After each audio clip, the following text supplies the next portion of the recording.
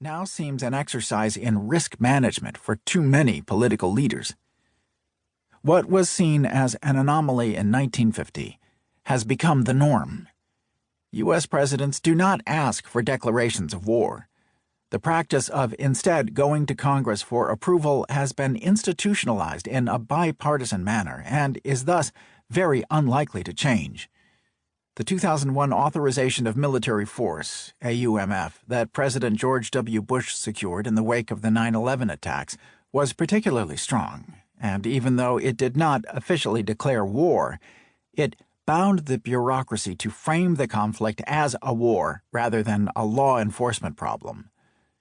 Unfortunately, as political scientist Audrey Kurth-Cronin observed, unlike the declarations of war upon Germany and Japan issued by Congress in 1941, which instructed President Roosevelt to bring the conflicts to a successful termination, the 2001 AUMF had no such provision. President Obama used the parameters of this same document to take the U.S. to war in Iraq in 2014. But what about limited war? But how does all this relate to so-called limited war, and particularly modern American views of limited war? There are many weaknesses with the American approach to war since the end of the Second World War, but chief among them is a failure to deal successfully with the problems of so-called limited war. The Korean War was quickly branded America's first limited war, but there is no consensus on what this meant. It came to mean any war, particularly any U.S. war, as long as it didn't look like the Second World War or perhaps result in a nuclear exchange.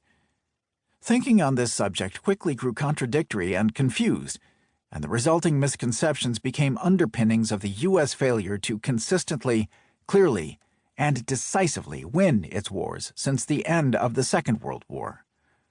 Why? The manner in which we write and think about limited war intertwines with all U.S. thinking about war, and this is so broken and illogical that it has poisoned the U.S. ability to fight any war.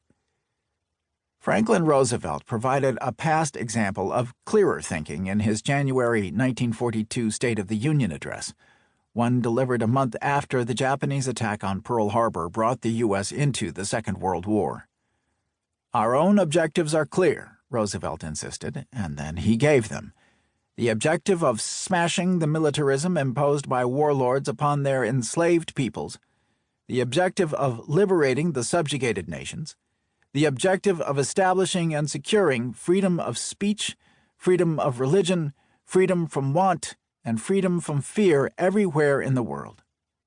This is not as clear and clean as unconditional surrender, which became the U.S. and Allied political objective after the January 1943 Casablanca Conference, but it does provide some solid goals. Smashing militarism, meaning Nazi Germany, Fascist Italy, and Imperial Japan, and freeing subjugated nations. These were political objectives to which military force can be rationally directed. Roosevelt then summoned the specter of failed post-First World War peacemaking and gave the U.S. people a vision of what victory looked like and meant. We shall not stop short of these objectives, nor shall we be satisfied merely to gain them and then call it a day. This time, we are determined not only to win the war, but also to maintain the security of the peace that will follow. Roosevelt is thinking clearly about war and peace. Modern political and military leaders, policymakers, and academics who write on these matters consistently do not.